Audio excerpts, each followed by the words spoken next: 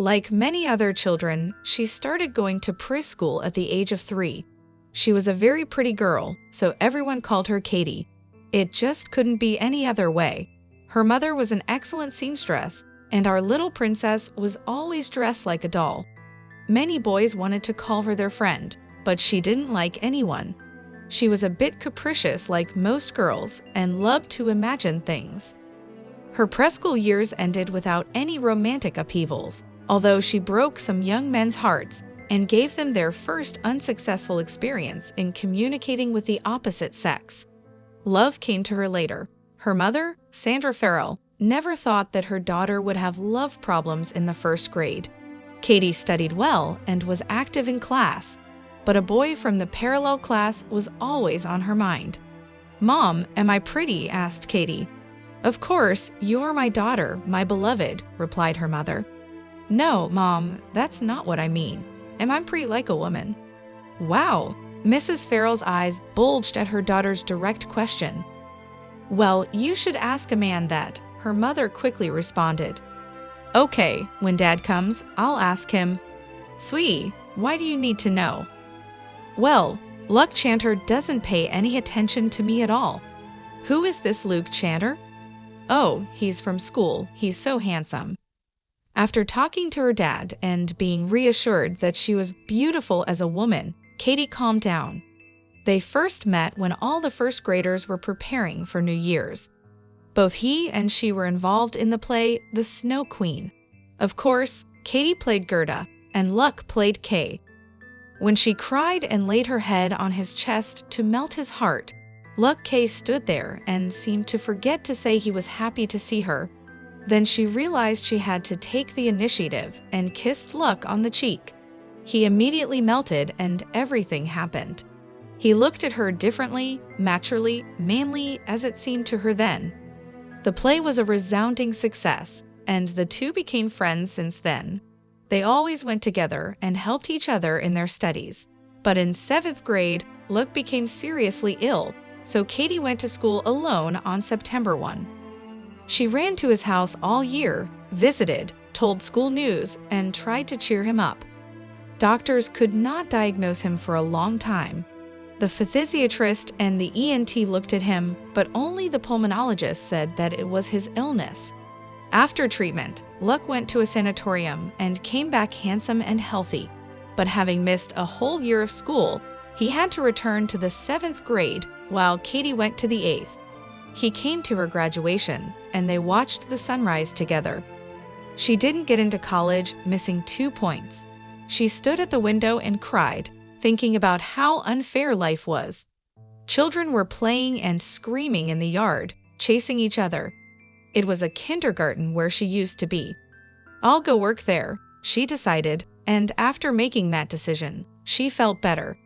She could only find work as a nanny, but in the fall, she was able to enroll in a correspondence course at a teacher training college.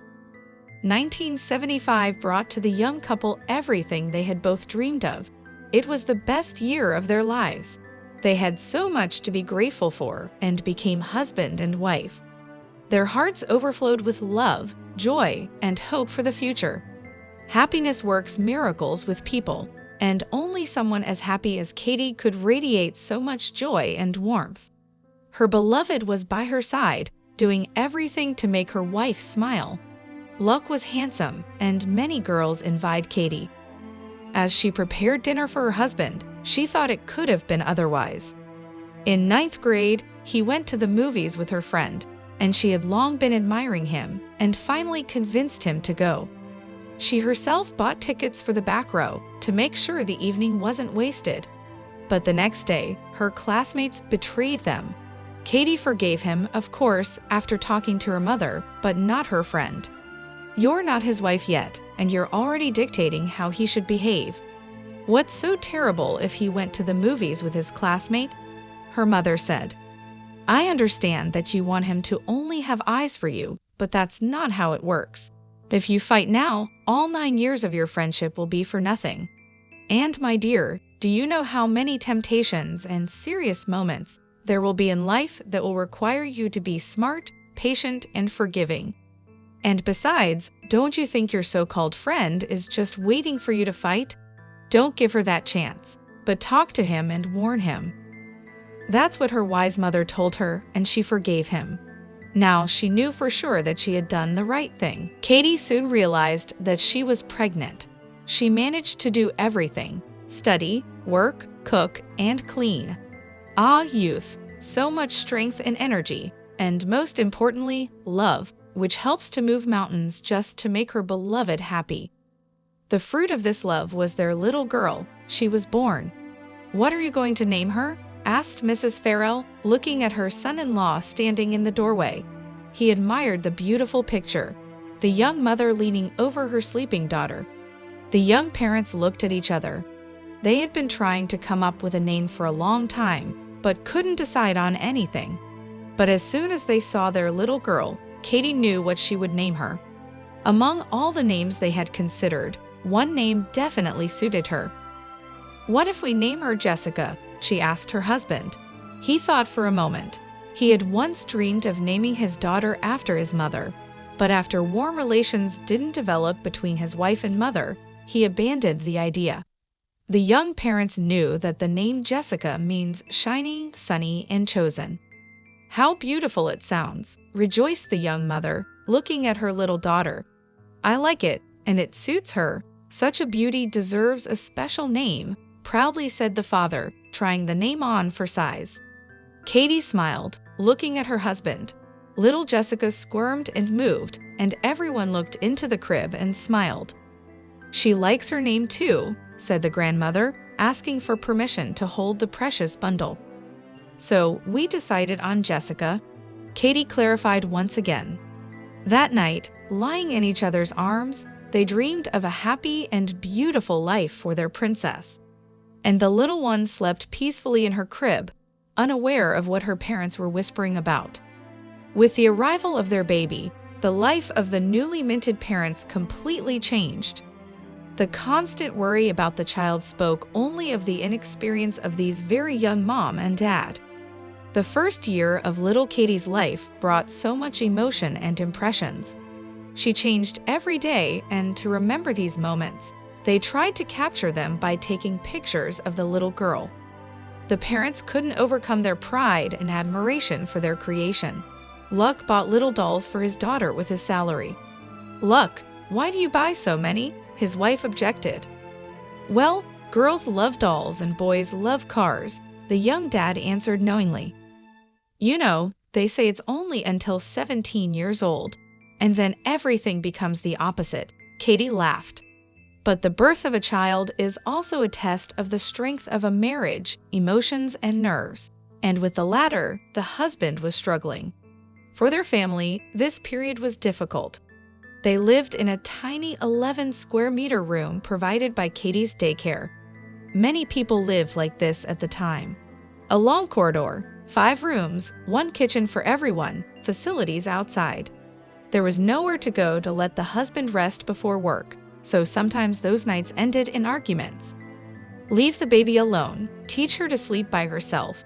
Just put her down and she will fall asleep on her own. Luck instructed, not allowing her near the crib. "Why make the baby cry like that?" Katie persisted, "Let me soothe her.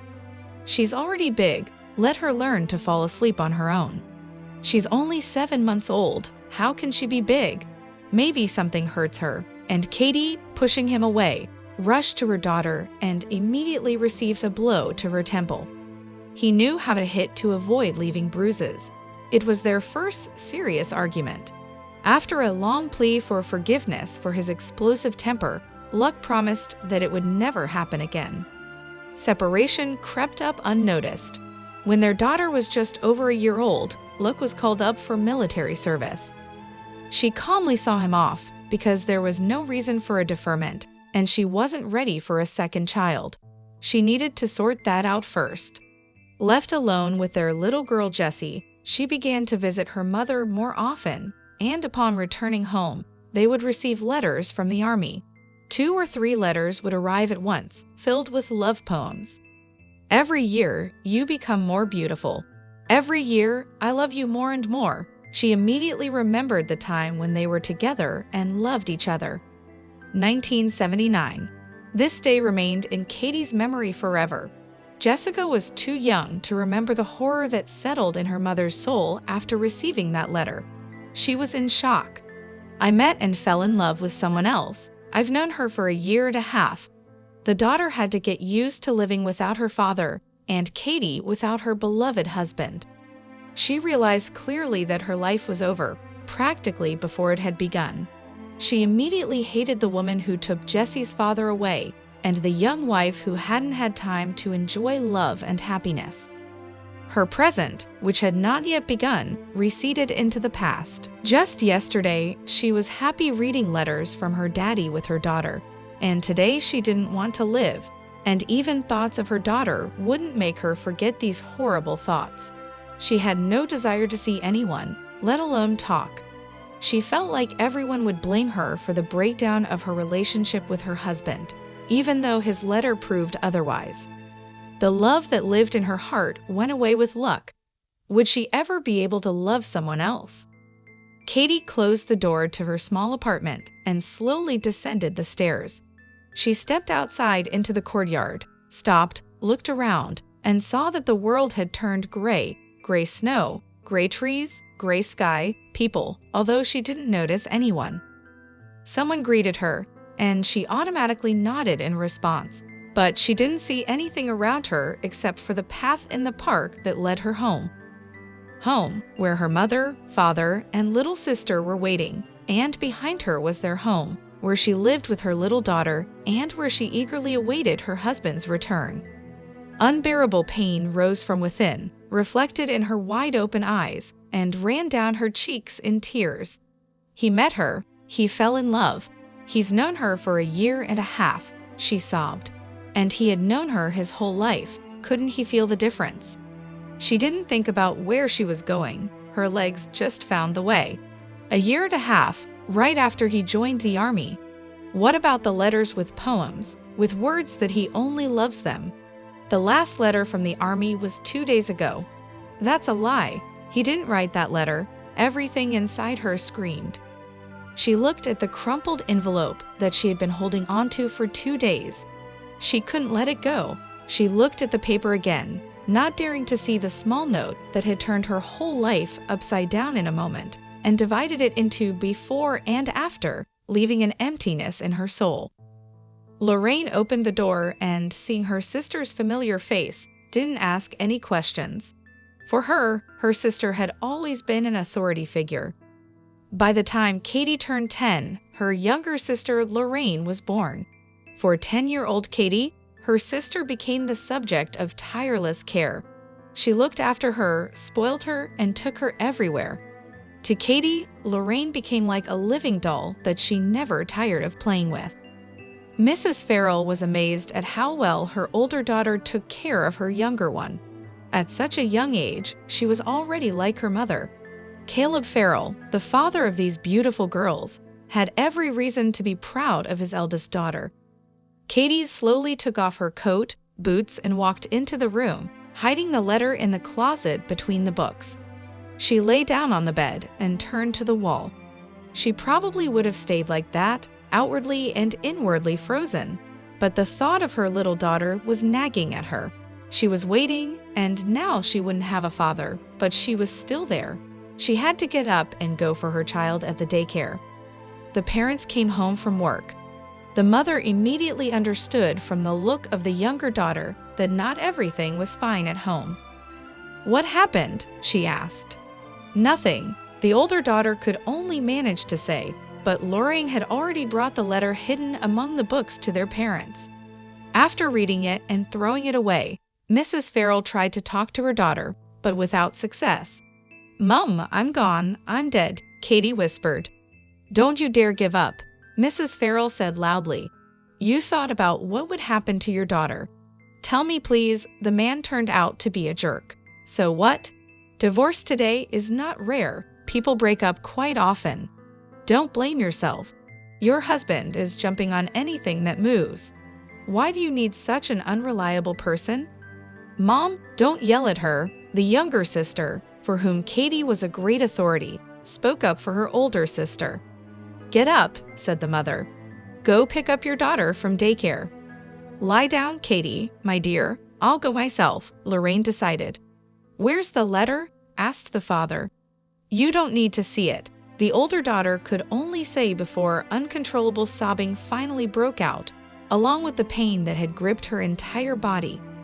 3-year-old Jessie, who had come from daycare, hugged her mother with her little hands and pressed herself against her as if she wanted to hide and protect her from the trouble that had come to their home. After reading the message, the father cursed heavily. Stop crying. Nobody died. Everyone is alive. And we can raise Jessie ourselves. That's it. Calm down. How good it was that she had a mom and dad to go to and cry. She always knew that family was the most important thing. It's a rear guard where they cover you, warm you up, and shelter you. But her family was falling apart, and there was nothing she could do. She really wanted to see the woman who made her husband lose his mind. She stood in front of the mirror with red eyes and a swollen nose, staring intently at her reflection. Oh my God, what a terror! She is certainly prettier than me. She was very upset that she had been traded for someone else. Luke was always a handsome guy, and girls turned their heads when they walked together, and Katie was flattered by it. But now, someone else flatters that woman. Does he love her as much as he loved me? No, loved, that would be more accurate. At night, she dreamed of him embracing and kissing that other woman, and they were happy. Katie woke up in the middle of the night and couldn't sleep anymore.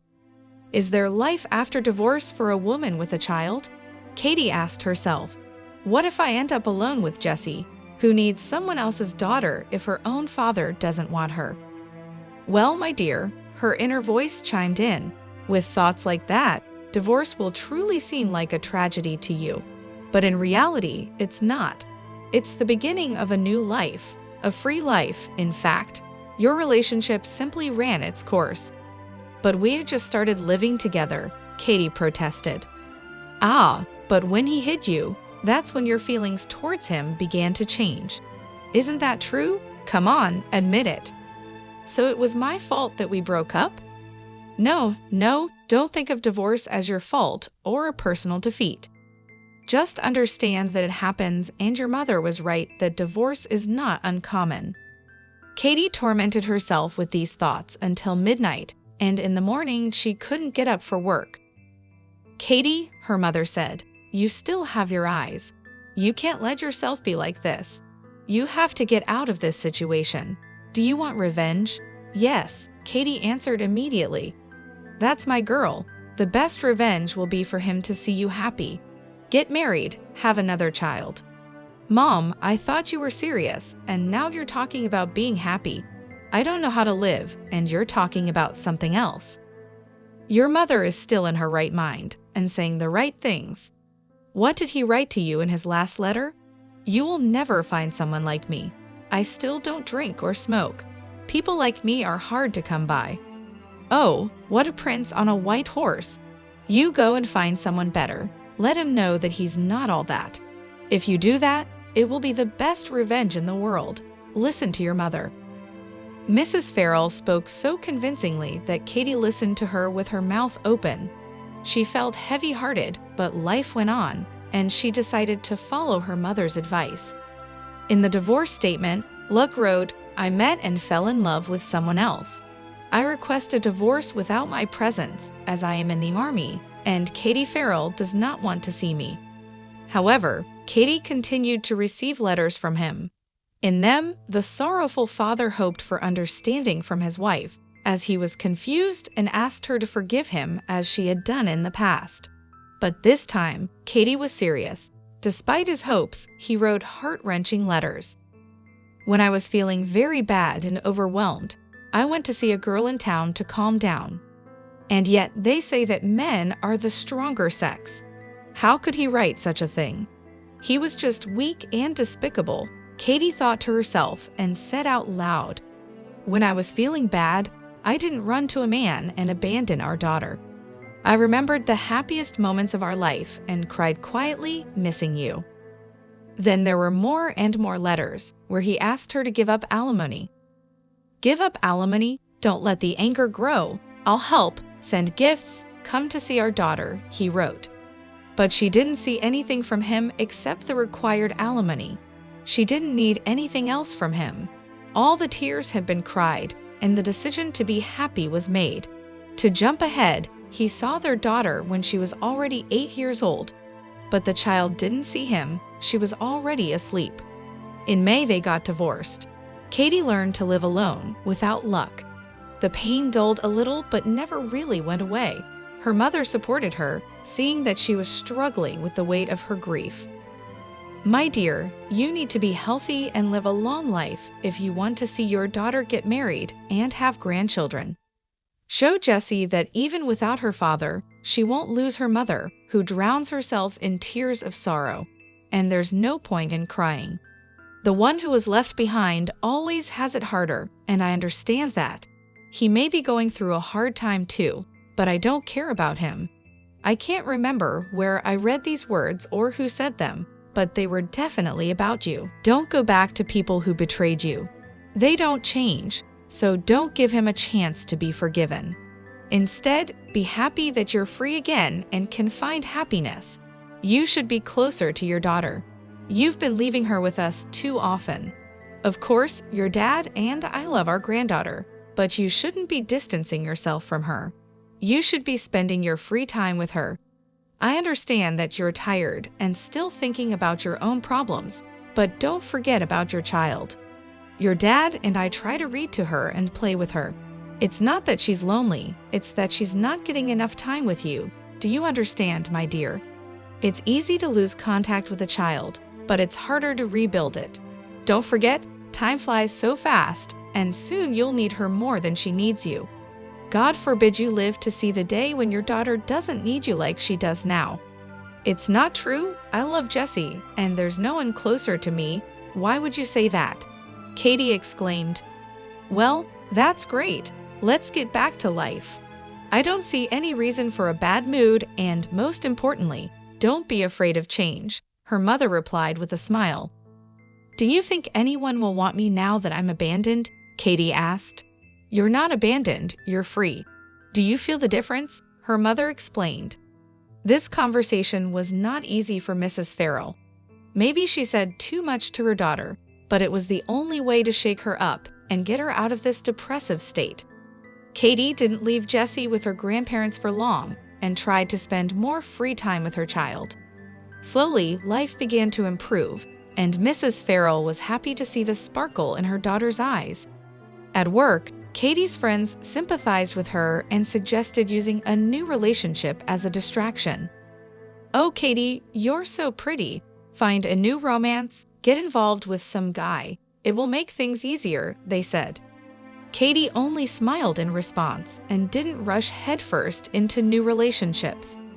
She learned a valuable lesson from what happened, and right now, men weren't that important to her, her child was. Perhaps the love for her daughter was all that was left for her now. The eyes and hair were Luck's, but nature left a place for Katie. The little nose and lips were hers. She was glad that she had a daughter, and if she meets her true love, she will have a son too. She never lost hope. During the day, she didn't have time to think about her ex-husband, but at night, she still returned to her memories. Today, for some reason, unpleasant moments from their life together resurfaced. One of them was when her husband didn't allow her to comfort their daughter. He simply didn't expect her to wake up like a lioness and worked preemptively. After those blows, there were bruises under both eyes, which she tried to cover up with makeup or shadow. She avoided going to her mother's for a while, but her mother-in-law noticed. "Is that what I think it is? Bruises from his work?" asked Luck's mother. "Mama, what bruises? They're just painted like dolls." Luck quickly tried to justify himself. But his mother understood everything, and her conversation with him was serious. He had to apologize again and promise it wouldn't happen again. After these memories, she promised herself to let go of her ex-husband completely and never revisit memories, good or bad. And she kept her word. 4 years had passed since her divorce, and they still lived with their daughter in the same small room. The year was 1982. Katie had no idea what changes it would bring to her personal life. "Katie," the nanny called out, "you have a phone call." "Hello, Katie, it's Gloria. Have you heard the news?" "No, what happened, Gloria?" "Bethany Bush passed away, did you hear?" "Oh my goodness, what about her little children?" "They're only 2 months old and 1 year and 7 months old. They're so young, Katie," Gloria cried. After hanging up the phone, Katie couldn't believe it. She and Bethany had gone to school together, then went to a teacher's college and started working at a kindergarten. Katie got married earlier and had already divorced, but Bethany was just about to get married and had told her about it secretly. "Conan Barrington is 1 year younger than me. He proposed to me." "Do you love him?" Katie asked.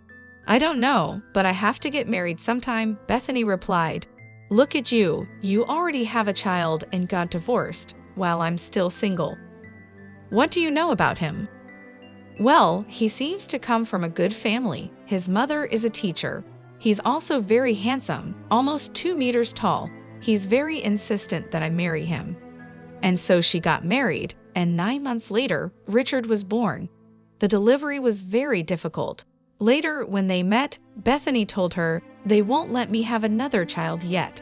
It's too soon after such a difficult delivery, and Richard is still so young." But things turned out the way they did. She became pregnant again and was rushed to the hospital at 7 months. They decided to do a C-section, and an emergency blood transfusion was needed. The required blood wasn't available, but the doctor who donated her blood didn't know she had jaundice as a child. Miguel was born. Katie met Bethany's husband at their wedding, and although he often saw her at work, they weren't close. After Bethany's funeral, Katie and her friends decided to visit Bethany's mother and help her with Miguel, since Richard was living with Conan's parents. Jessie was the most eager to visit the little one, and Katie often dropped by to help. One day, Bethany's mother saw how adeptly Katie handled the child and asked her, "If Conan proposed to you, would you be scared? Of course, you have 2 young children. It's difficult." "It's not the children I'm worried about, but what people would say. After all, it's only been 3 months since Bethany's death." Her mother's words struck a chord with Katie. Of course, the children needed a mother, and a woman's touch in the house would be welcome. A man can always find a woman, but it's harder to find a mother for the boys. However, Katie believed that Conan should talk to her himself, rather than his mother deciding who and when to marry. But Conan was also thinking, and one day, when he opened the door to his tiny apartment, she saw 3 men. The smallest one, the baby, was in his father's arms, and the second man was holding onto the father's finger. Seeing this company, the woman was flustered and didn't even invite them into her home. But Conan decided to take the fortress by storm. "Maybe we can live together." "What do you mean?" "Well, maybe we'll get married in a year. The kids need a mother. Grandmothers go to work in September." "Can we make it work?" Katie asked. "We have to try." Finally, coming to her senses, she invited all the men inside. When Katie's mother found out about this, she was shocked. "Do you understand what kind of burden you're taking on? 2 little boys. It's a huge responsibility. Father, do you hear that our daughter is marrying a man with baggage? How do you like that?" Father was silent, and Mother nodded understandingly. He's speechless. "And what does it mean? Maybe we can live together. Are we not talking about love at all? I understand it as you marrying for the sake of the children.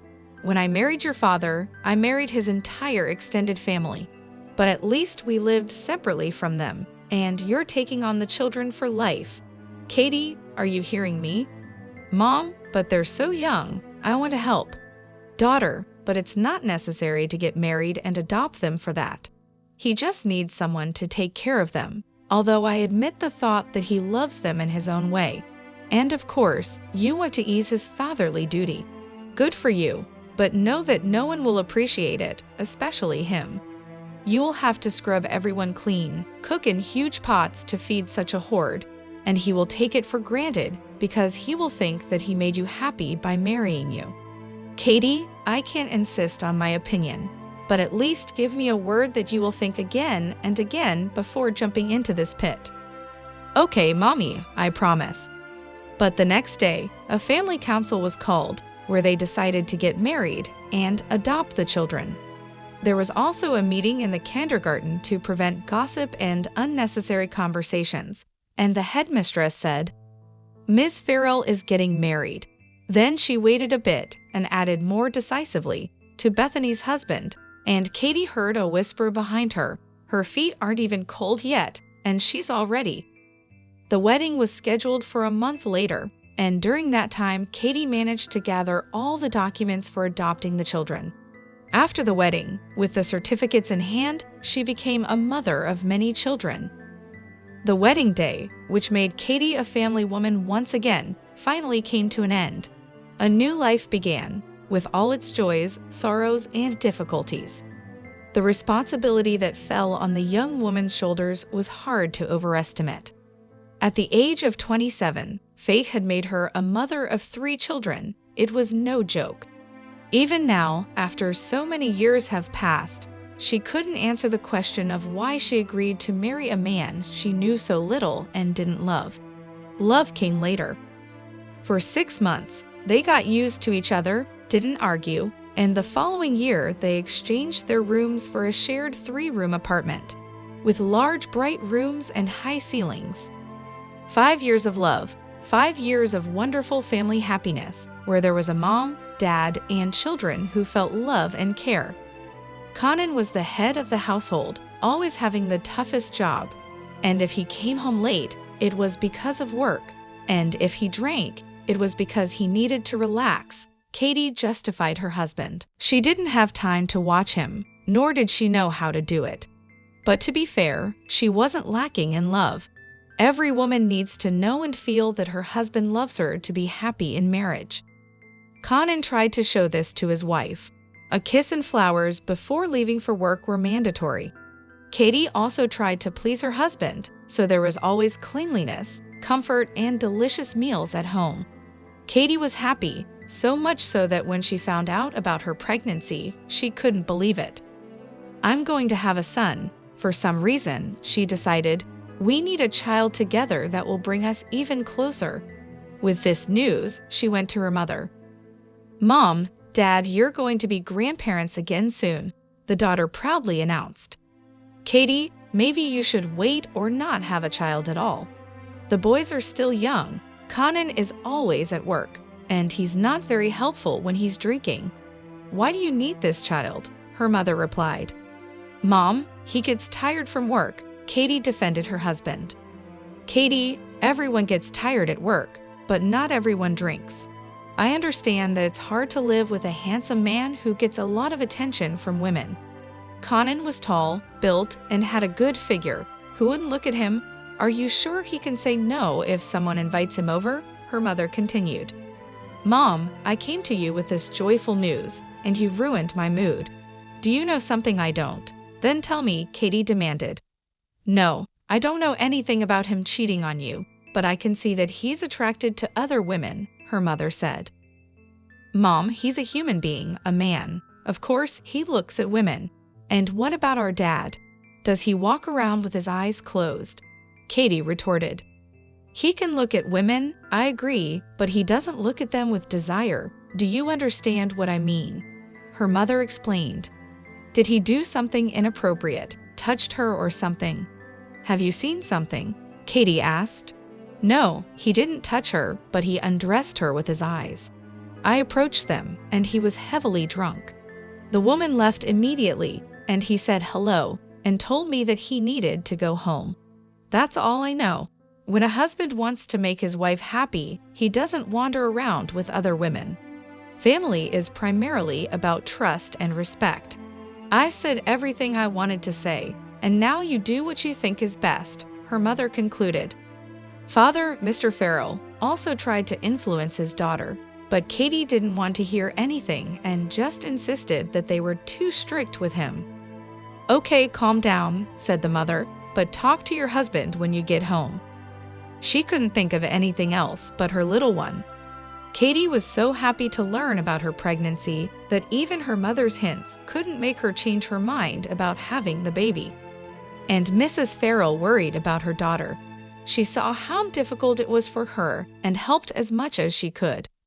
She took the older children with her, giving her a little rest and time alone with her husband. She didn't forget her own first steps in family life either. Katie gave birth to Mark. She called him her little sunshine because he was red-haired and didn't look like anyone else. He was a healthy chunk, always smiling.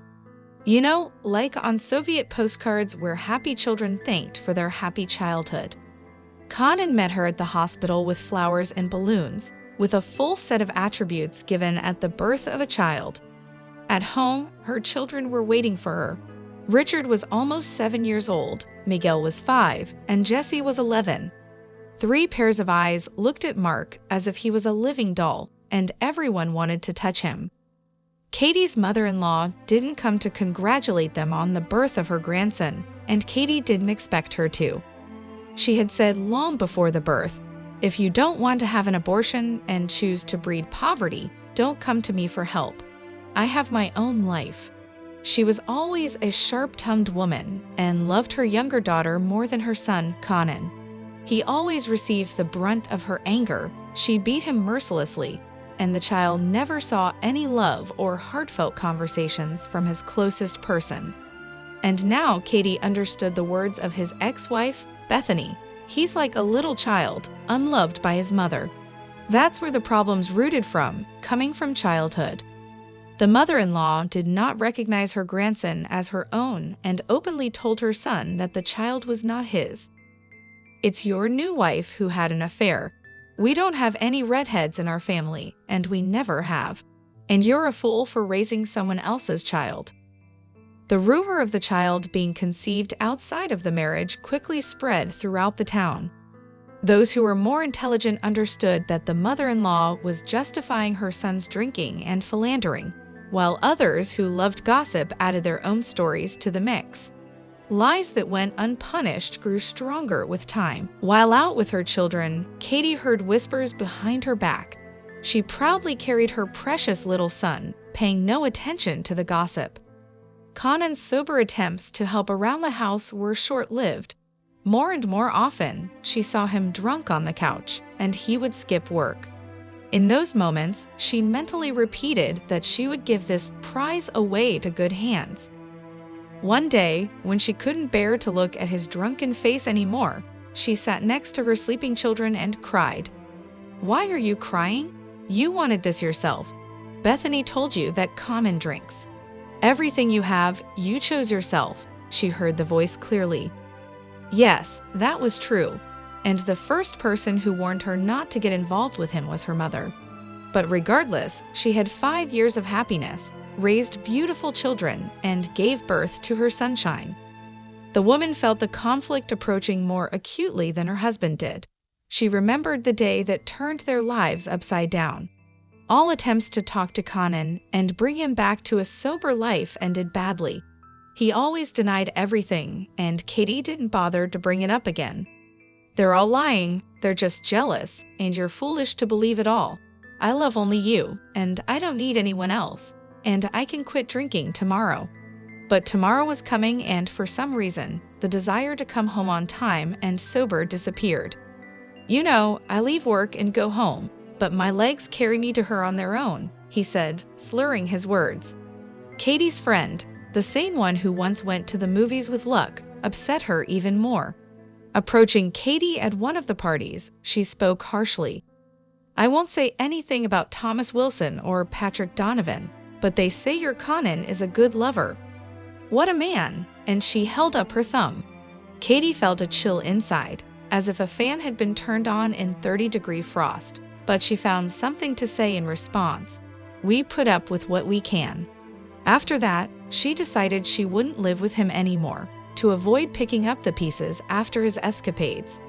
"You should only leave," her mother told her, "if you've decided that you don't want to live with this person anymore. Manipulation won't work. If you say you're leaving and then change your mind, it won't work. So think first, then announce your decision." On the evening, she decided to tell him everything. He didn't come home to spend the night. He was also absent the next day. He had simply disappeared. He wasn't at work, and Katie went to the police to report a missing person. But her statement wasn't accepted. Instead, they gave her an address where he could be found. And she found him with a certain Amanda Dutton, who was almost 10 years older than him. She was a large woman, tall like him. Katie felt like he had found a mother figure in her, someone who spoiled him, fed him, gave him drinks, drove him around, and was always at home with vodka.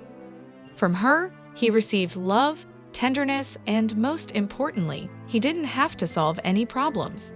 He would disappear for a week, then return, lie at her feet, ask for forgiveness, but in his heart, nothing remained. Seeing that he wasn't going to leave, Katie went to another room and locked the door so that he wouldn't bother her in his drunken stupor. He became a stranger. The next morning, she saw him packing. "Well, are you leaving? Don't you have anything to say to me? And how about your sons? Won't you say anything to them? Maybe you'll take them with you?" His response shocked her. "No, they'll stay here. They'll be better off with you." He left, and that was it. He tried to come back again. It's so good to be home, like emerging from a pit, but no one really welcomed him. They divorced, but never married Amanda Dutton. The town was small, so Katie often ran into her ex-husband. "How's life, Conan?" "Yeah, slowly but surely," he always replied without enthusiasm. And Katie always joked, "Well, I still have everything ahead of me. When I retire, I'll find a lover 10 years younger." And after 4 years, when she retired, a friend fell from the sky, 10 years younger. How can you not believe in some kind of force? Her first husband, Luke, has long passed away, and her second, Conan, passed away 10 years ago. But Katie considers herself a happy woman. She has wonderful children who call her mom, even though they always knew she was their adoptive mother. She already has 5 grandchildren who adore their grandmother. She has no regrets. Katie Farrell is still a beautiful, strong woman. She can't sit idle, so she found herself in creativity. Even when everything is lost, nothing is lost yet. This is Katie Farrell's life motto.